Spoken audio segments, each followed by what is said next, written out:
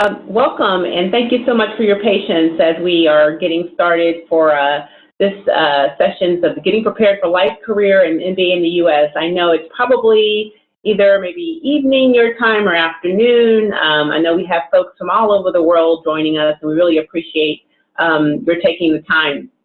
I am really delighted. I'm joined by colleagues, Dean Carrie Pace, who's heads up our program office of student services.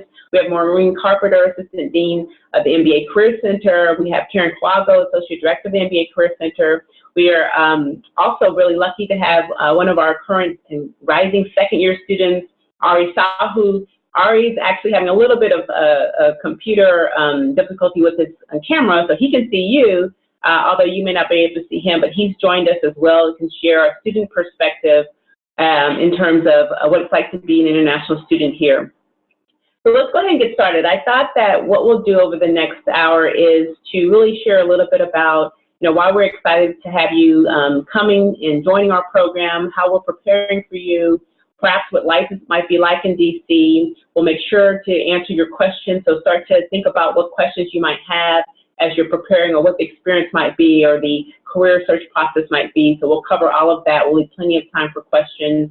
But first, I would share a little bit about what life's like in DC as you anticipate kind of traveling here.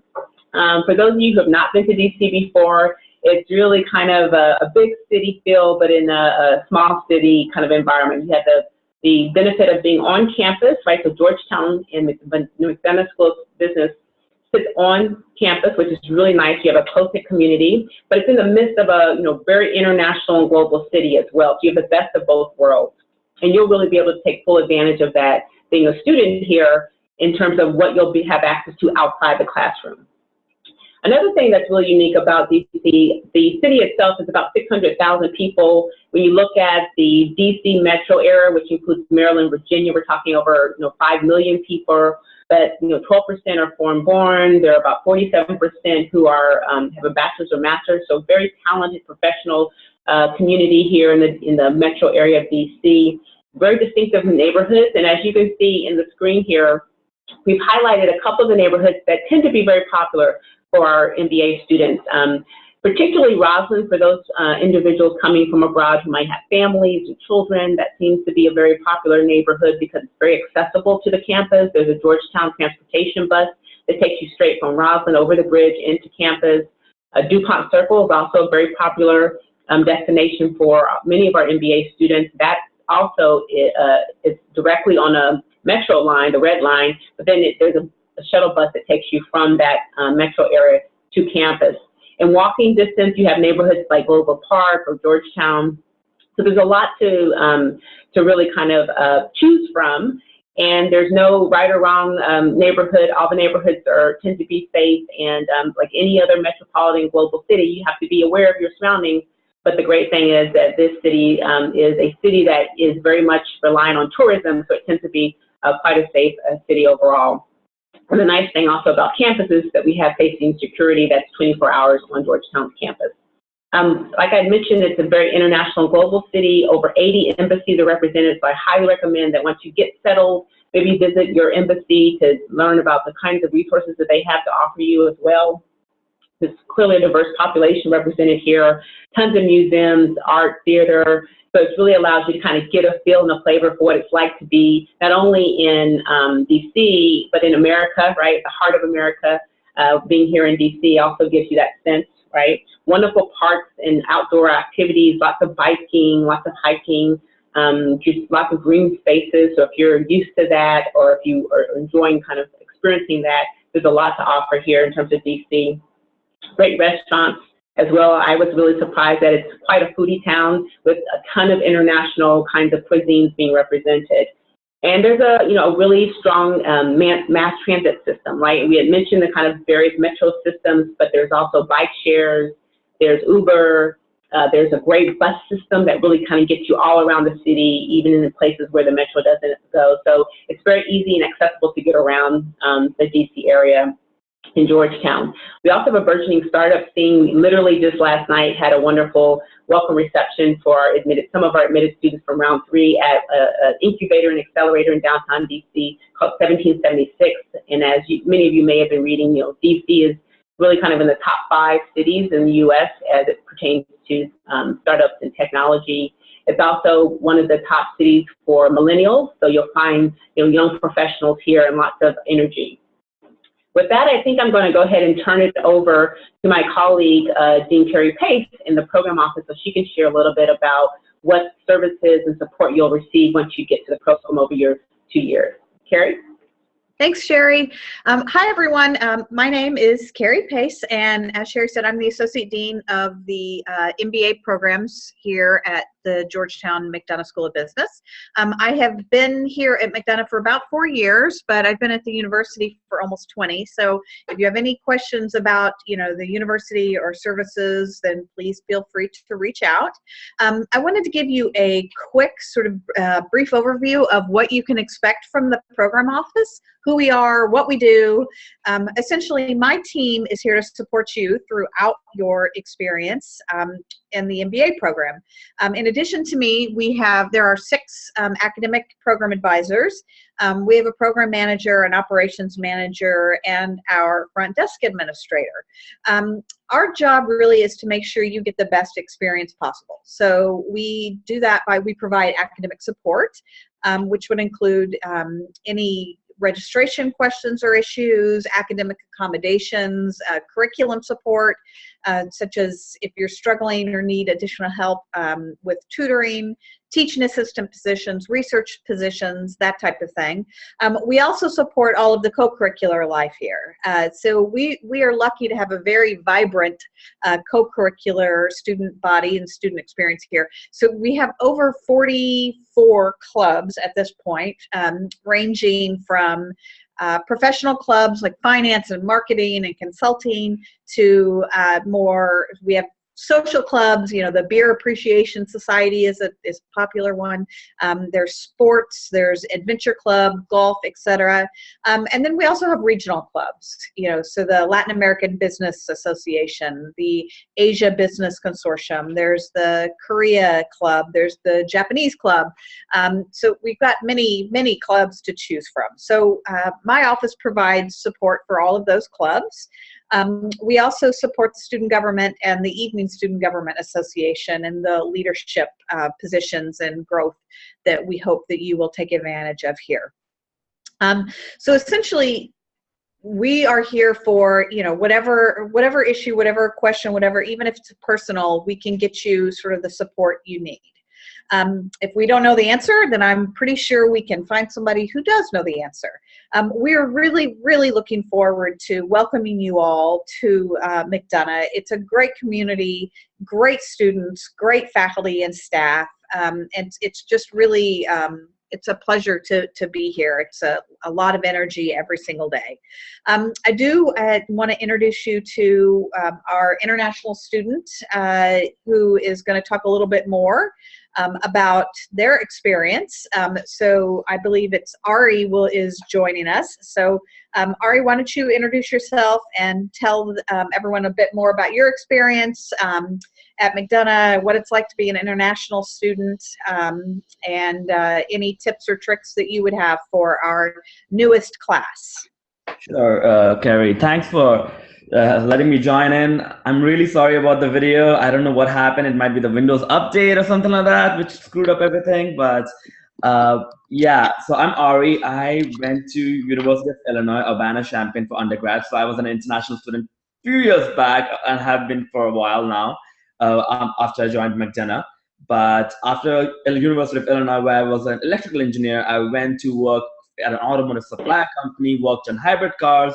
Really liked my work over there, but I wanted to learn something new and something on the management track. So I came to McDonough for learning about strategy, finance, operations, whatnot. So it has been a great experience so far in the last year. It went by really fast. So cherish it when you guys get here. And it has been a great experience overall, for sure. Like I became the cohort rep for my class, one of the cohorts. I have leadership positions over here. I'm the VP in finance club and tech club. Also, we get to do fun things beside academics also. But it will be interesting to get back from a work life to school life again. I will say that. But yeah, you will get used to it, and second years are there to help you all, obviously, and they were there for us.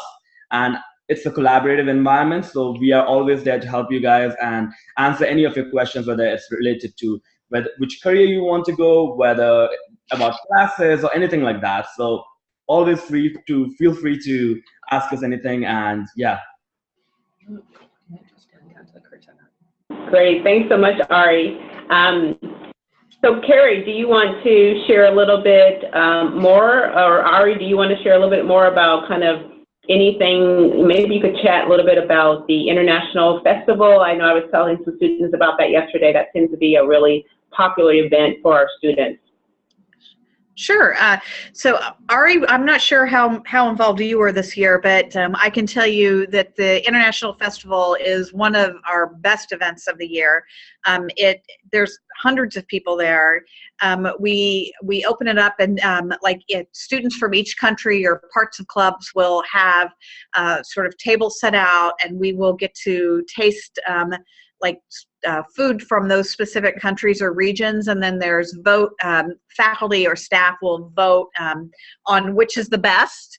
And then after that, there is, we all go to the auditorium and we are entertained for several hours from our really, really talented students. And we'll do, there were a lot of, this year there was some Indian dance, there was some jazz music, there was people playing the guitar. My daughter actually went up there and danced a Bollywood number, so that was kind of fun. But it's a great opportunity. It's a great family event. It's a great community event. So Ari, were you at the International Fest this year? Yeah, of course. It was a great time. We had a blast for sure. And people wear their traditional clothes from all different countries. As Carrie was mentioning, we have judges. And there's a lot of food. Believe me, you will get to try food from all over the world, whether it's Europe, Africa, South America. There's an amazing food. All the students made food. I'm terrible at cooking, but others, they made a lot of good food and everything. So it was a great experience. And then people were as Carrie was mentioning, there was Bollywood dances. There was also Irish dance. There was a singer, I didn't even know she's from my cohort, and she started singing, and she has an amazing voice, and it was great. Niharika, when she performed last year. And International Fest was one of the best events for sure over here. And International Orientation Day also, I don't know how much you guys know, but we will have an International Orientation Day where all the international students will meet at the start of the next year, at the start of fall, basically, before your other students get to meet each other. So you will get to meet all the other students from all the different countries who are represented over here at McDonough. And you will get to experience firsthand who all are the international students, get to know them before the normal orientation starts. So that is another great place to make friends, get to know each other, learn about different people from different countries, cultures, and they will be your friends for the school years and then afterwards throughout your life. So it is a great time to make friends initially at Georgetown for sure. Great. So thank you so much, Carrie and Ari. I'm going to turn it over now to our career colleagues, Maureen and Karen, who will chat a little bit about kind of the services and resources and support that they provide. Hi, everybody. Welcome. We're very excited to have you join the McDonough community. And we are looking forward to working closely with you. As Sherry mentioned, I am one of the assistant deans here in the MBA Career Center, and I'm joined by my colleague, Karen Kwagu. And we're going to talk a little bit about some tips for being successful, as well as some of the immigration issues that may be on everyone's mind. So I'm going to turn it over to Karen first to talk about tips for success. Hi, everyone. I really look forward to meeting you very soon at the International Student Orientation. One of the terrific things about working in the MBA Career Center is seeing the journey that everyone is on over 2 years. And we've certainly seen what it takes to be successful. So the first thing is to really engage with the Career Center. So I wanted to take just a quick moment to explain what the coaching relationship is like. You will have a chance to sign up for a virtual coaching session in July. So you will have the opportunity to talk to a coach about your personal job search and what you're seeking. And we have an open door policy, so you can come and see anyone throughout the year as it meets your needs. And what's really important to remember is that you don't have to walk into a coaching meeting with all of the answers. Much better to ask us the questions or practice your interviews with us before you go and talk to an employer or an alum. So we're glad to provide you tips and suggestions and many other resources. So the first thing is, don't be shy. Please step into our doors and come and meet with us. The second main idea is really to just clarify your priorities, and some of you may have a strong idea of what you want to do coming in. Others of you might be really doing lots of different exploration activities and trying to decide what you want to do. So we will spend lots of time talking to you about what to expect and events and milestones to prepare for, but the sooner that you can choose a couple of paths, some target companies, then you can really come up with a very specific strategy of what to do next, and we'll work with you on that. The other main thing that is very important is to learn how to tell your story. So some of you may not have English as a first language, or you may find that the networking culture in the US is quite different from what you're used to. And so take advantage of opportunities to talk to your peers, to really reach out to the coaches, to attend events, and to practice telling your story about what makes you unique. All of you are highly successful and interesting, and what you have to do is pull out what is it that makes you have a particular value to an employer or have an interesting story to tell where you can make a connection. I think that networking is sometimes a little fuzzy or vague. What are you supposed to do? So I encourage you to really think about networking as building relationships and gathering information that will help you figure out your next steps. So before you leave your home country, it's a great idea to reach out to your current network and let them know what you're planning to do to come to the US so that you can stay in touch with them while you're gone. You never know who they might know or information they might be able to share. And finally, just really get involved. The students who are most successful join the clubs, they're officers in clubs, they step up in their group meetings, volunteer, get off campus, or do things throughout the campus. So it can be sometimes comforting to have friends from who you know, but it's also a great experience to go out of your comfort zone and meet new people. Thanks very much, Karen. And those tips are just, as Karen mentioned, what we've seen over and over again is really strong tips to success. And I'm sure a lot of people have questions about immigration and the work authorization situation in the US. So we did want to address that. I mean, I think the first thing that you need to remember is that our employers want to hire the best talent. They actually don't care where you come from. They're looking for the best person for every specific role. They're as frustrated with some of the immigration issues as our international students are. But just just speaking about the reality of the situation, there's been a lot in the news about changes to visas. But just to clarify one thing, it's actually not that easy to change. So the president cannot individually change the visa process. This requires an act of Congress and a legislative action. So there have been some bills. The bills that have been introduced are actually very positive for MBA students, where the government is putting more of an emphasis on the highly educated immigrants who will be most productive contributors to our economy. So we are hopeful that there will be some changes that will be a net positive for all of our students. It just will take a lot longer than any of us hope for. So for the moment, you should assume that nothing is changing in the situation. A lot of the questions that we do get from students is what companies do hire international students. It's actually not that easy to answer. Some companies will hire for some roles and not for other roles. What you will have access to once you go through once you actually get to campus is you will have access to a list of companies that have hired international students in the past. And there are some companies that we do know won't hire, and we will share as much information as we do know. It does change all the time, and we are always working with our employers to explain, you know, the process and of course the value of our students.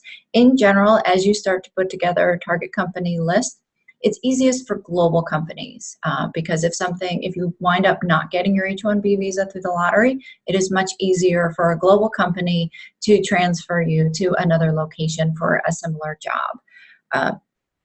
And so, as I mentioned, we'll have a list of the past employers. There also are websites that you'll have access to once you get here, such as Going Global and myvisajobs.com, that have historical information about companies that have applied for visas or have applied for green cards. So that will help guide you as you go through the process. And we are here to support you throughout the process. We do have, I'm sure you're all familiar with at this point, the Office of Global Services. They are a great resource that have information that can answer any of your specific questions. None of us are lawyers.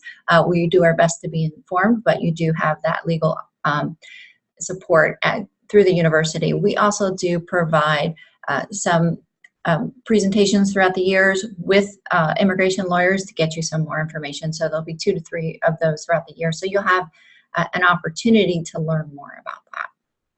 And so those are really the points we wanted to cover. Please remember, here at the Career Center, we are your partner. We are looking to help you. We want to help you get the best job for you, for your background that's going to be the best fit, and to make sure that your post-MBA career is successful. So Sherry, I'll turn it back over to you.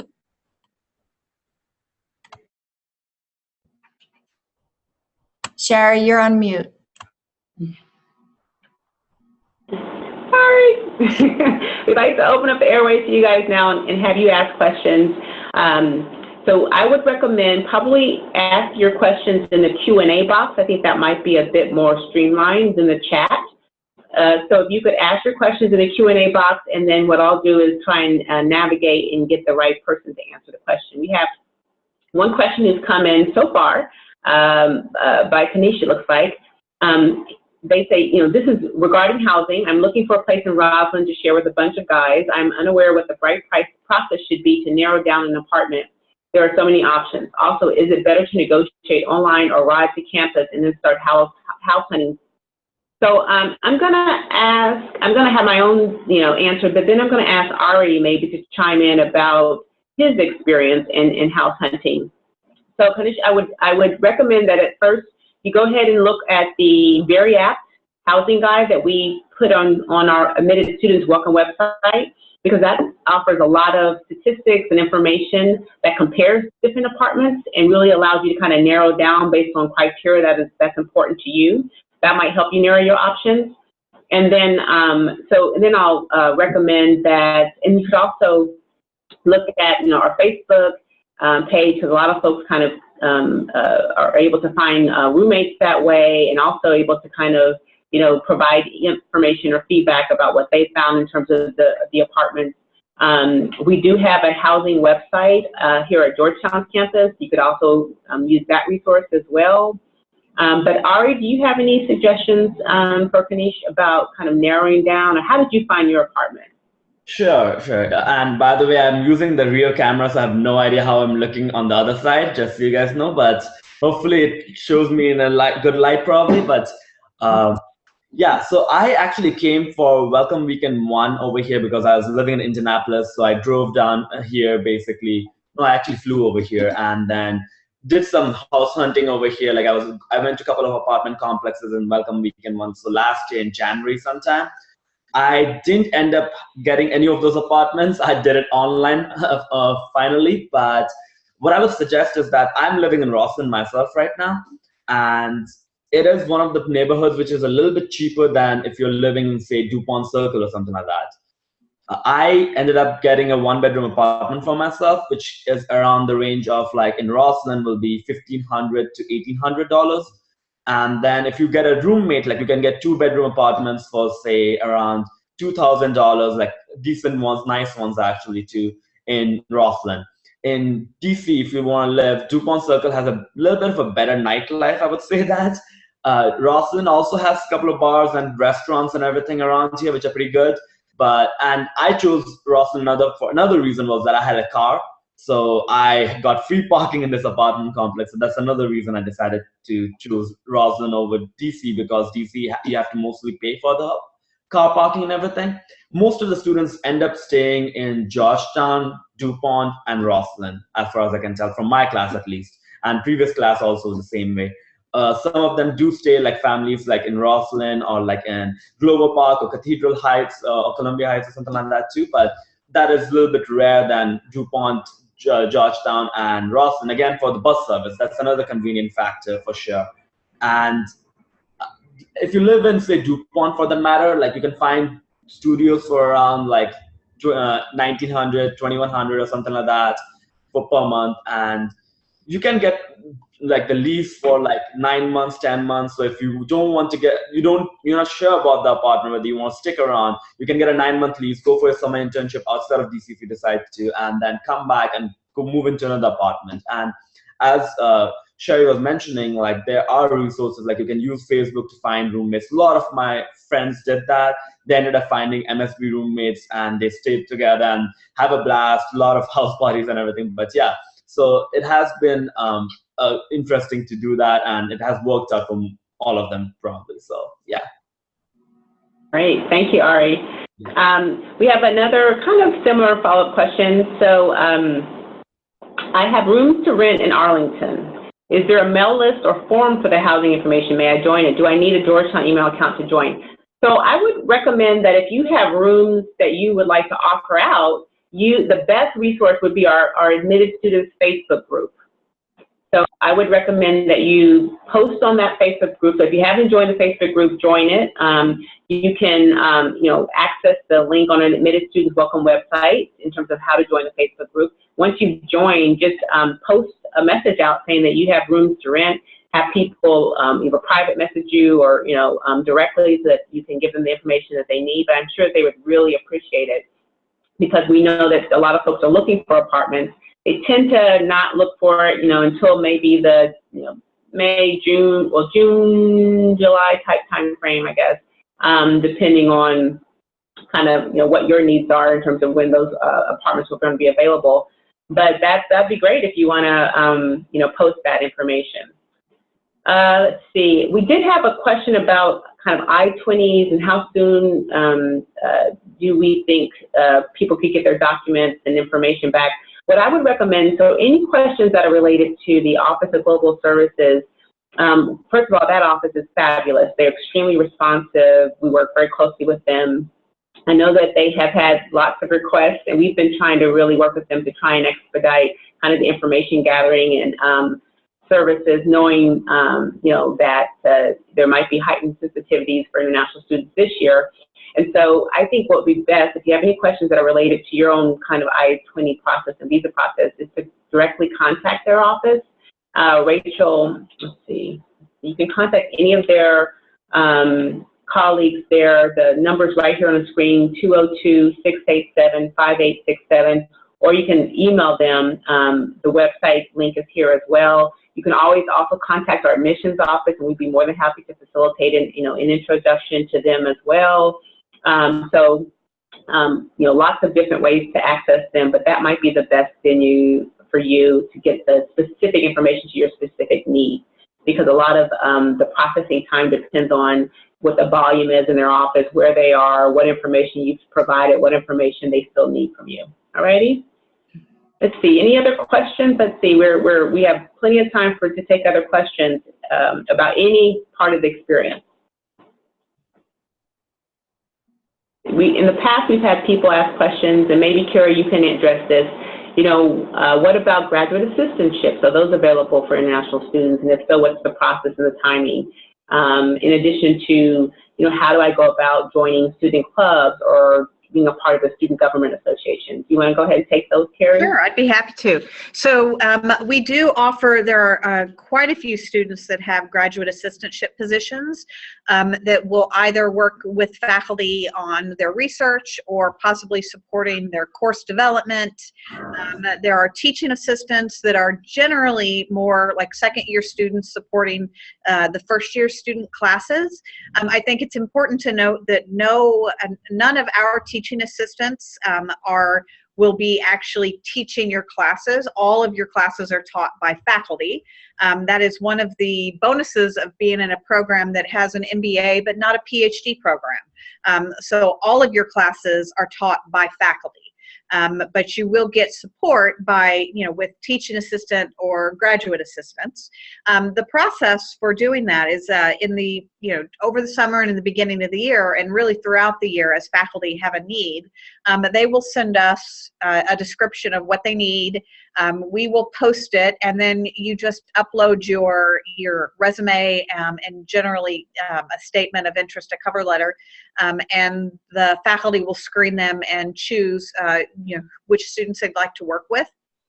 I would not generally recommend that you apply to work in your during opening term and first semester. I mean, I think exceptions are always, always out there, but the first semester it's very fast paced. It is, it can be a challenge. If nothing else, it's exhausting because you're learning how to study again. You're moving into a new city. You're meeting friends. You're joining clubs, and I think it's a really important time during your MBA program to take advantage of just being able to transition and absorb.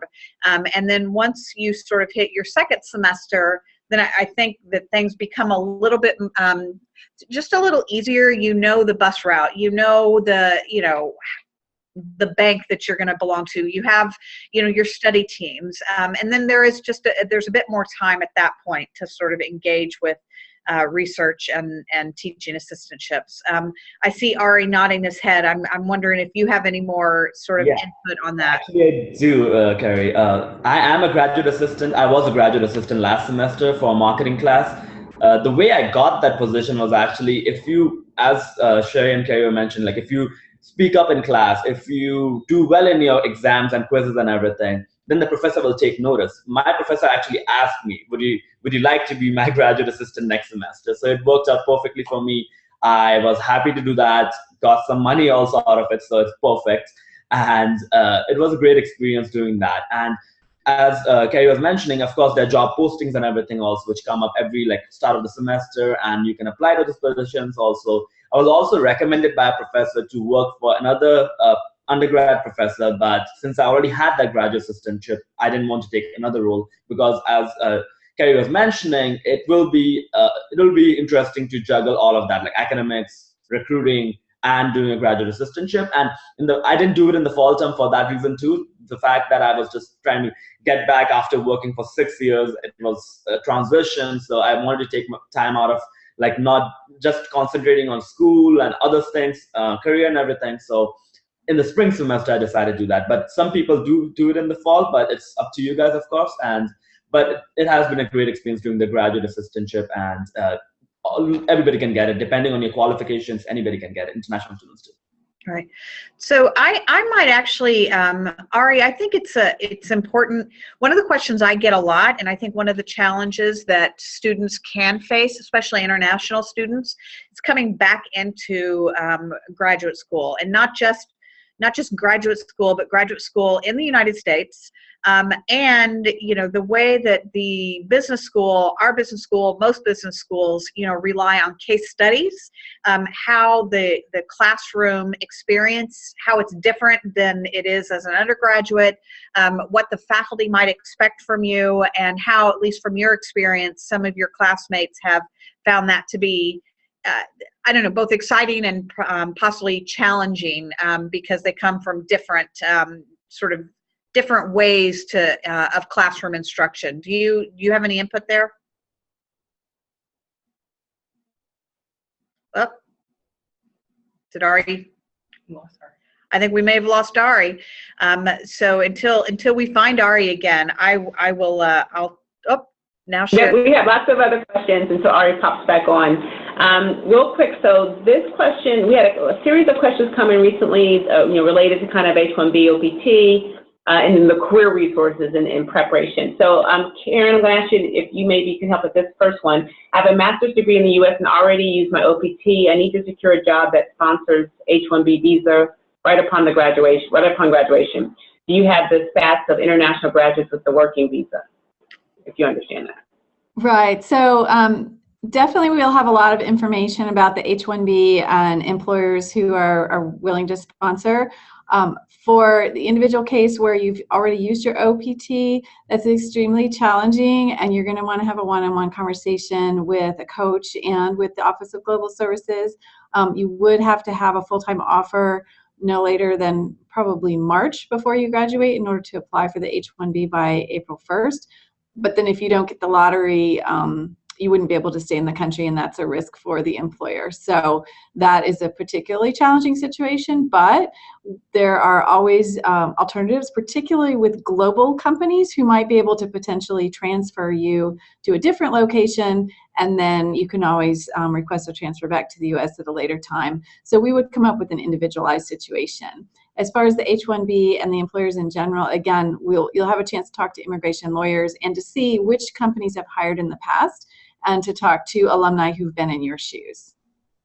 Mm-hmm. And do you have, another student asked about, international students are not allowed to work off campus in the first year. How about the second year? Anyone want to answer the questions around working while in the program for international students? Sure, I'll take that. There actually looks like there is a series of questions. So international students are able to work in the U.S. off of campus after the end of the spring semester.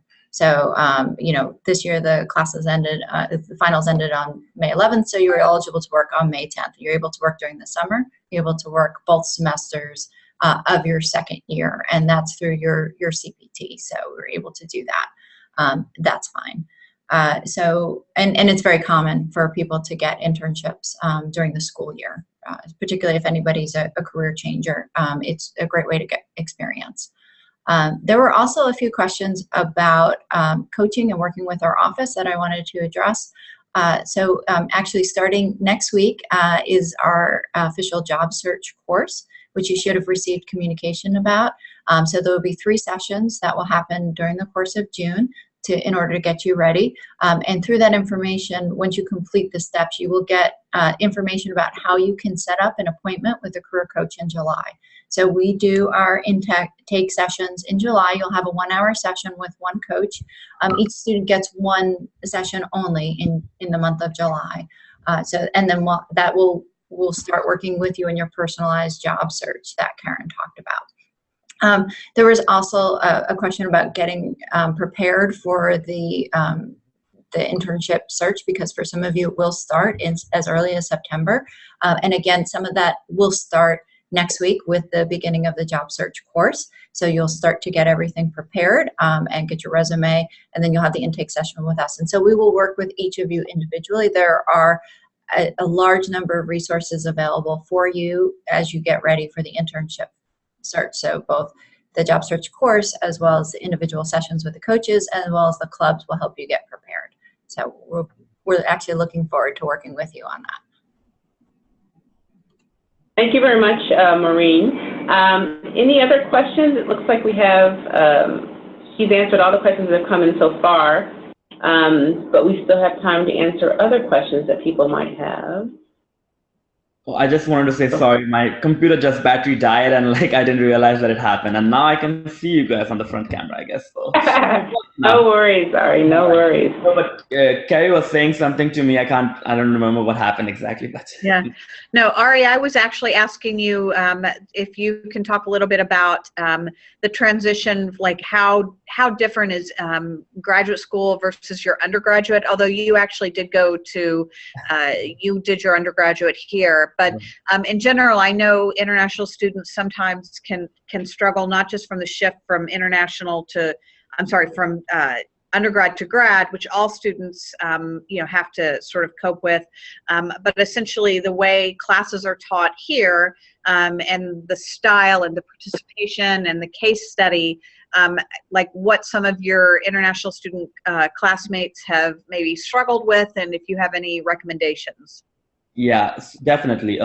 In undergrad, I felt that I didn't have to participate that much because there were bigger classes, some of the classes were human, sciences and everything. So there were 200, 300 students. So you don't have to raise your hand, and you don't even get to raise your hand and ask questions. I'm definitely like in grad school in MSB and MBA program for sure. Definitely participate. I would suggest that a lot of people, international students mostly, are worried that they will say something stupid or they won't be able, the professor won't be able to understand because of language communication barriers, maybe a little bit too.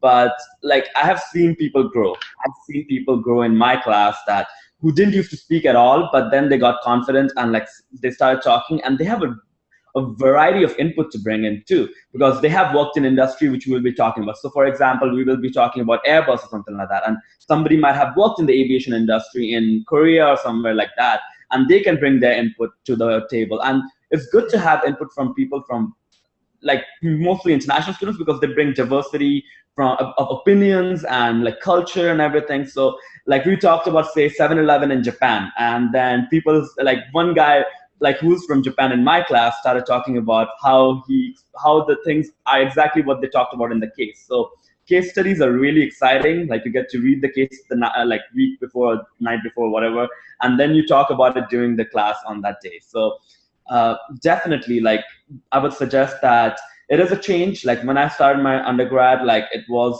interesting because I was coming from India, and it took some time to assimilate and everything and get to know about how to do things around here. To remember that you're on the driving on the other side of the road. Of course, I have a car now, but stuff like that. So yeah, definitely over time you get used to all of this, and it'll be, and you'll have friends over here, both like from international background and who are like American people, students and everything too, who are really nice and who will really be glad to help you in any ways they can. Thanks, Ari. Yeah.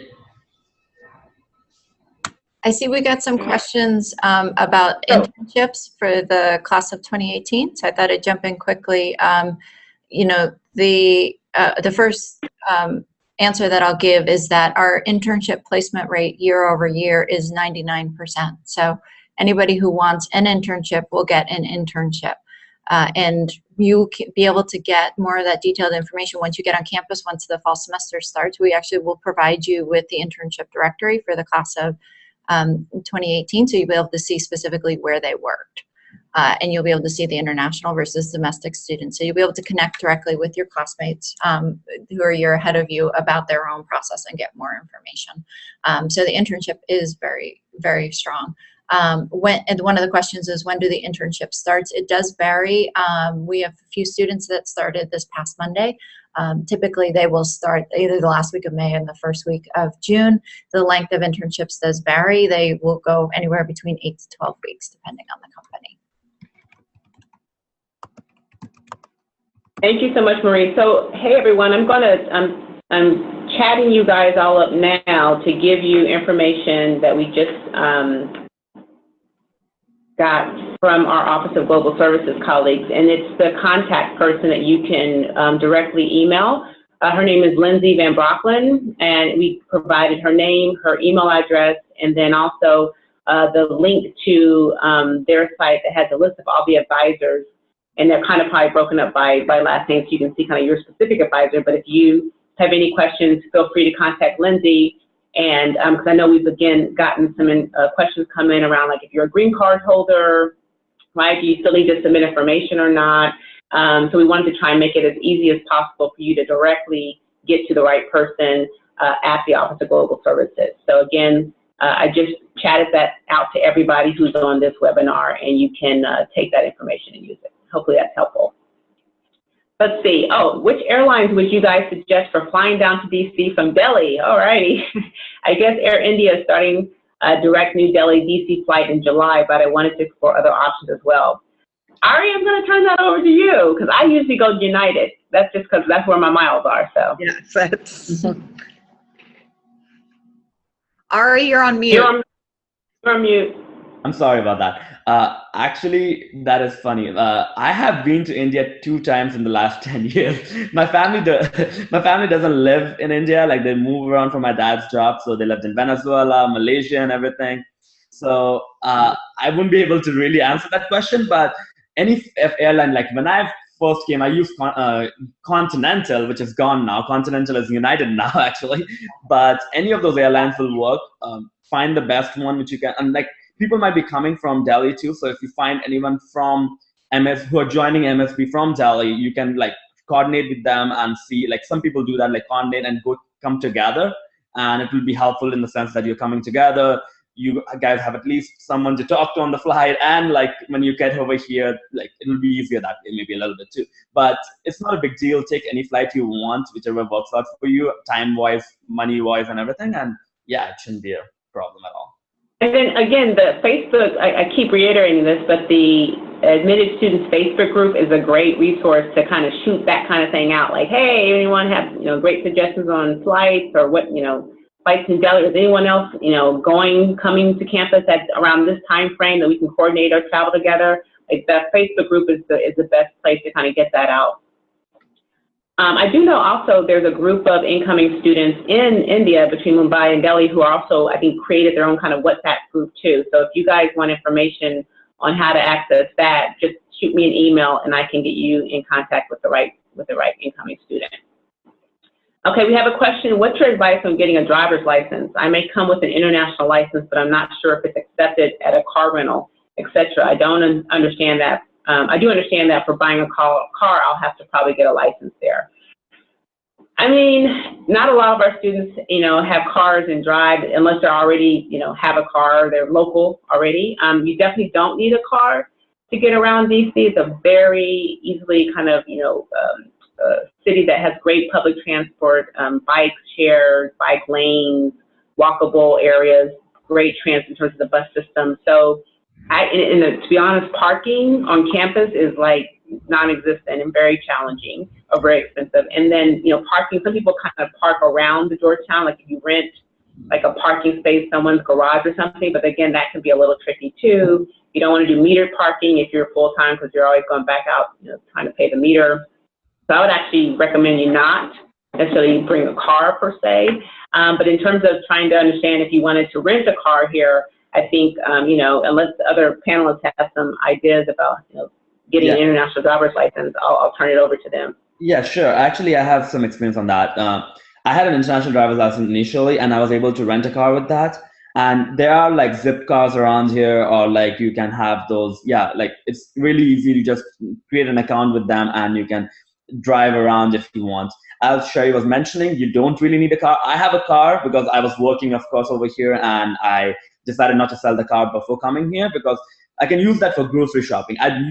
I have driven literally maybe 1,500 miles in the last year. That's it. Like I use the bus to get to campus because parking is not that great in DC. And whenever I go out, I generally take Uber or Lyft just for the fact that if I'm going out, I might have drinks, or like I'm going out with friends, and parking is horrendous in DC if you want to find parking in the evening sometimes. So I generally end up doing like transport or metro. The metro service is amazing too, by the way. I took a metro yesterday to the Welcome Weekend event also. So public transportation is awesome, but if you want to get a driver's license, that's possible. You just have to give the written test and the driver's like normal, like practical test. Basically, you have to show them how to do a 3-point and like parallel parking and all that. So it is possible to get it, and if you want to buy a car, you can, but it's an option if you really want to drive long distance outside of DC. Within DC, it's fine with the public transportation. Mm-hmm. While we have you, Ari, we have one question. Actually, probably Ari and as well as Carrie, you should probably answer this. With the International Student Seminar or kind of orientation, I think that's probably what they were referring to, scheduled for July 28th, what would be the ideal time to fly into DC? I think it depends on if you have housing set up, then, the ideal is you can show up for international orientation having already moved into your own apartment and gotten settled and set up a bank account and gotten your cell phone and all of that. So that would be the ideal. But there are plenty of students that show up the day before and show up for attend the international orientation in the first 48 hours.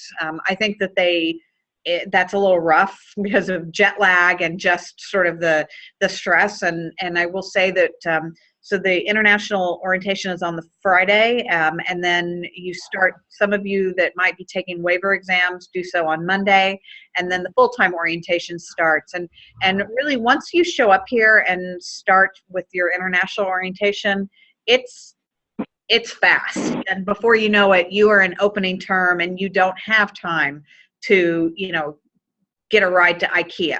And everybody wants to go to IKEA, which I recommend. So there is, I would say, try to get everything set up and be settled before you start orienting.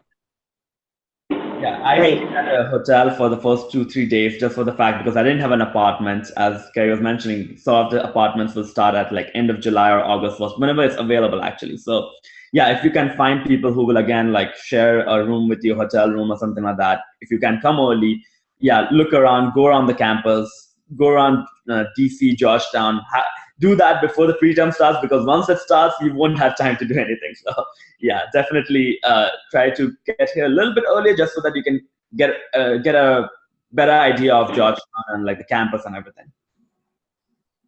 I have a question, and I'm pretty certain I know the answer, but again, I always just, want to also say it never hurts to double check, and maybe Maureen, you may know too, or Karen. It says I'm an EP student under H1B Visa now. Do I need to contact OGS as well? I would think not, but perhaps it might depend on what kind of visa, how long, like is it making sure it's not going to expire. So maybe Maureen or Karen, do you have any insight? Would you recommend the student go ahead just to be on the safe side to contact OGS, or do you think they're okay?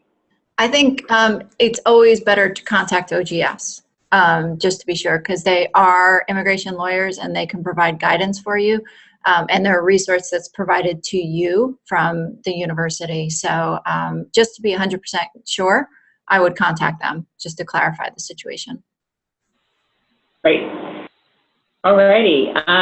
Any other? We're like almost right at 12 o'clock, and I know we got off to a little bit of a late start, so we're more than happy to go over and stay on and answer a few more questions if anyone wants to type any in. And again, we're monitoring either the Q&A box or the chat box.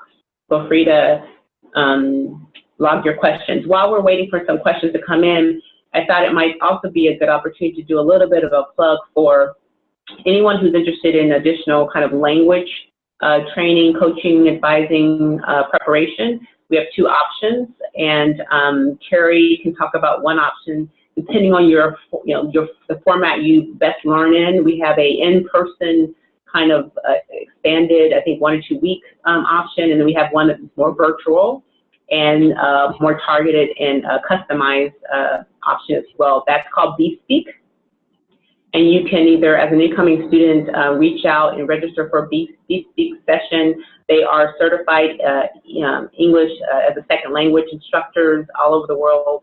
They're based out of Charlottesville, Virginia, but they actually have advisors all over the world, and they provide virtual coaching and mentoring and advising on language, comprehension, writing, but all focused on the business school students. So they understand the kind of terminology and what the expectation will be for you to have to be able to analyze cases, and so the kind of sophisticated language you're going to need, and they can help you with your language proficiency.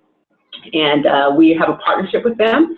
You can sign up for as many hours, as few hours as you need. They do a pre and post assessment to give you a sense of how many hours might be helpful for you. For those who may need 30 hours, and if you complete those 30 hours, we're willing to provide a $300 up to $300 stipend to reimburse you. If you need anything less than that, then they have an hourly rate that they discounted for our students. And you can do that either before you get to campus, which we highly recommend, or you can do that as a current student. So if at any point in time throughout the process or the program, if you feel like you need a little bit of a refresher, you always can avail yourself of their services directly by working with them. Carrie, do you want to talk a little bit about PLED? Sure. So we also partner with a department here on campus, the Center for Learning and Educational Development. And they work with our students, and there are students from the McCourt School of Public Policy and a couple other departments, which is great. So you get to meet graduate students across the university. It's a very small class. You usually between 8 and 15 students, and it's basically a 2 or 3 week. I have to go back and check. Language in class, but it's a little bit more focused on sort of your classroom skills, engaging, being able to speak up in class, some writing. It's a business English class. It's students that have done it in the past have really benefited from it. I think that the content is always very good and very applicable. But just as important, the sort of smoother transition into your classes and to opening term, the ability to meet other students.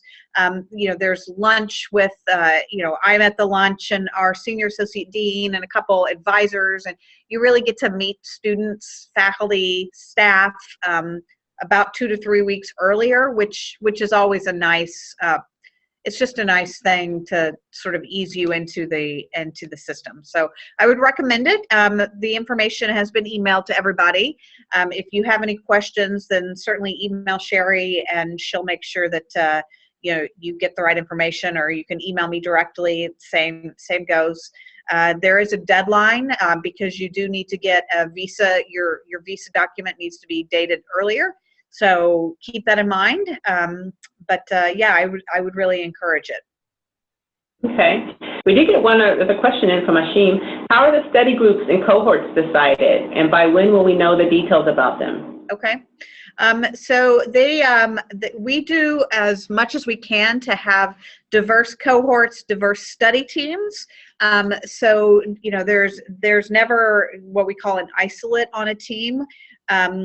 So international students, there's always going to be either more than one, or there's going to be, a female student and an international woman. And so they're also mixed up, not just by sort of country or language or gender, but by sort of background. We try to have students on cohorts that might be stronger when we call the poets versus the quants. We try to make sure that there are people that may have strengths in accounting versus students that are literature majors. So there's diversity across sectors, across language, across country, gender. I think Ari can probably talk a little bit about what his experience was like on his teams, but it's a really critical part of your experience here. The opening term, you are with those people about 24 hours a day, give or take, for the first 3 weeks, and then you have new teams. The program office, my team actually, we structure the cohorts and we structure the teams. You will find out what cohort you are on probably mid-July-ish, and that will, that's when your advisor, your specific advisor will reach out to you. The teams are not announced until orientation, because there's a lot of sort of last minute changes. If someone has to defer, or if there's any change, we don't want it to be disruptive. So as much as we can, we try to keep teams and cohorts together. But there's always a chance that, for any number of reasons, you're going to be shifted. So you don't find out your teammates until orientation, but you find out your cohorts and your advisor in mid-July. So like I got into I'm the Hoya cohort. I'm in the Hoya cohort. I'm the Hoya cohort rep also. So it has been a great experience. Like I got to know about my cohort last year, sometime around July or something like that. And then we started talking, on the admitted students, we started saying Hoyas are the best, and Saxes will be like, hey, we are the best and everything. So there's always this competition between the cohorts. It's like a family at the end of the day. You will be having core classes with these group of people, 68, 70 people or something like that, over this whole year, the first year. And the second year there's only one core class which you'll be having together, but still, you will be spending a lot of time. You'll get to know these people really well. Of course, there are other classmates in the other cohorts which you'll get to know also from clubs and just walking down the corridor or something like that. But these 70 people, you'll be sitting beside them, doing projects with them in teams and all of that. So it'll be a great experience getting to know these core group of people initially in the first year for sure. it has, like, in our cohort teams, I always had like 6 people. Sometimes there are 5 people, but generally it is 6 people. It is diverse. Like, I have had always 2 women and 4 guys, basically, with the nature of the program and the thing, and international students included. Diversity of opinions, diversity of like background, as Kay was mentioning, people from banking, people from consulting, people from marketing, all sorts of different roles in that group.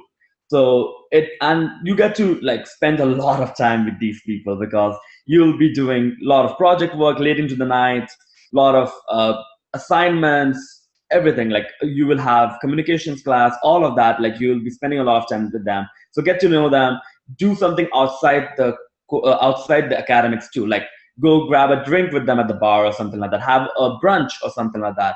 Get to know your cohort teammates well, because you'll be spending a whole semester with them. As Carrie was mentioning, it changes. Like, pre-term you have a team, again it changes in the fall term, and again it changes in the spring term. So you'll get to meet at least, I would say, 17 people, 16, 17 people over the whole period of the first year. So yeah, definitely get to know them. It's a great experience. Of course, you have to divvy up the work sometimes because of the work, the nature of the recruiting process and everything. But I have had great experience with my teams. Like, they have always been helpful, understanding, and we have been able to do really well in our projects and everything. So get to know them for sure. I'll say that. Thank you, Ari. So I got a question in. Could you please repeat the information about the business English class? And so what I did was I went ahead and got links for you guys, and I sent that out through the chat function. So check your chat function. I sent you a link to BSpeak, which is the virtual English language training and coaching service. And then I sent you a link to the CLED, which is the Georgetown on-site classroom version of communication tools for success. Okay, so there's 2 options depending on your learning mode, depending on your flexibility, depending on your bank account. Like, 2 options, but 2 great options to really help you, with whatever kind of assistance you might need in terms of language preparation. Alrighty. I think that is the last question too. I'd like to thank you guys. You guys had some great questions, great engagement. I hope this was helpful. I know we really enjoyed it. We've been doing these webinars. We had one yesterday, today, we'll have another one next week, really wanting to make sure that we had a special time with our students who are coming from so far away. I know that there's lots of things that you guys are reading about in the papers in the U.S. We want you to know that we are excited to have you. We can't wait. There's tons of resources and support that we'll be providing to you. I want to thank my panelists and colleagues. We all are here kind of, behind the scenes to support and make sure that you have the best to your experience as possible. So if you have any questions, here's our admissions office. We're always open and willing to answer them and put you in contact with the right folks. And other than that, we look forward to seeing you at International Orientation and beyond. All righty. Thanks so much, everyone. Take care. Have a nice evening. Bye. Bye-bye. Bye.